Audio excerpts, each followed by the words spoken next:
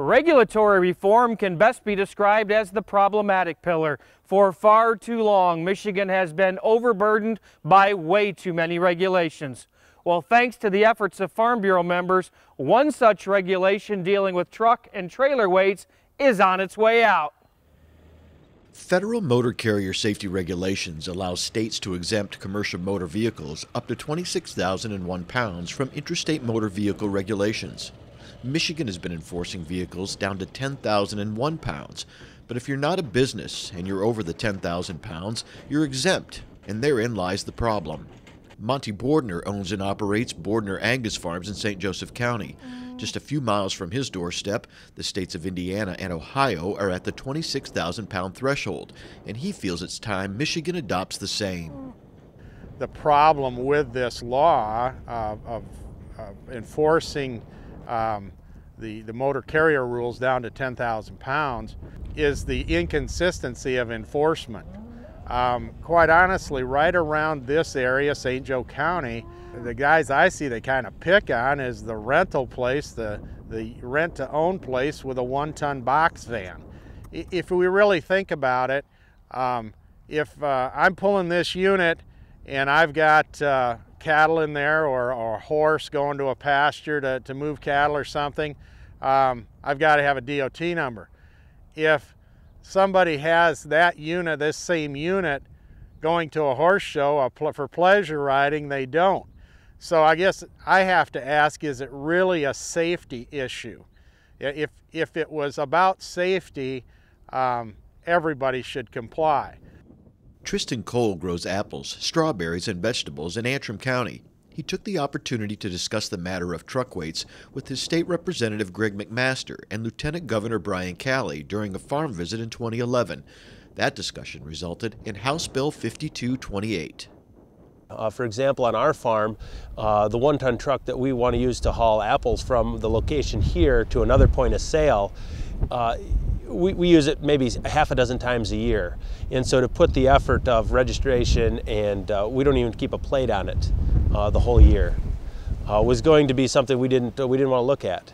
The 10,000 pound GVW really impacted a lot of the other small businesses I saw around here. I work for an excavator part-time, and we move equipment primarily with a 1-ton pickup and a flatbed trailer. And he's over the 10,000, under the 26,000, yet is subject to the same rules and regulation of the over-the-road truckers and the big trucks.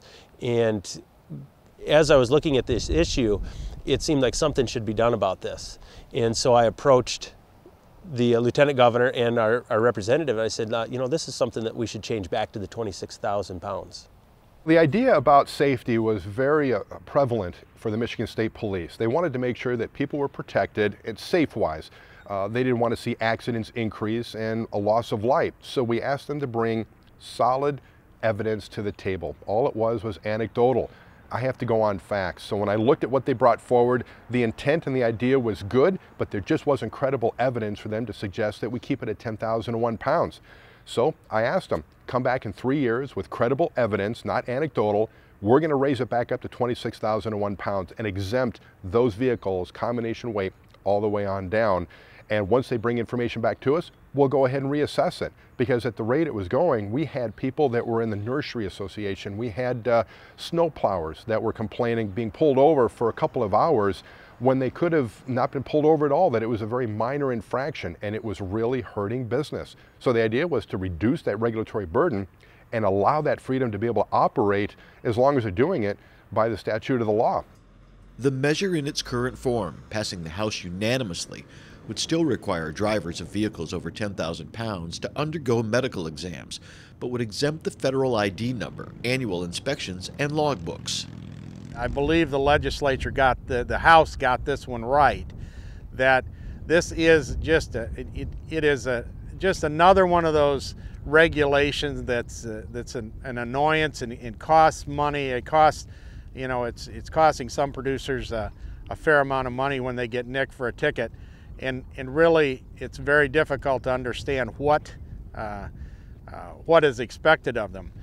When something's affecting your business, your friends and your neighbors, you can make a difference. You know, I'm just one small farmer, and with this idea to reduce regulation without impacting safety concerns and really take some of the burden off of small business. And so I went out and I invited our state representative and the lieutenant governor out to talk about the issue. And it started here with one person. And so I really would like to stress that you can make a difference. One person can make a difference across the entire state, across the entire business community. County Farm Bureau members are asked to stay up to date on the status of the legislation, as well as learning about how the new law will be enforced.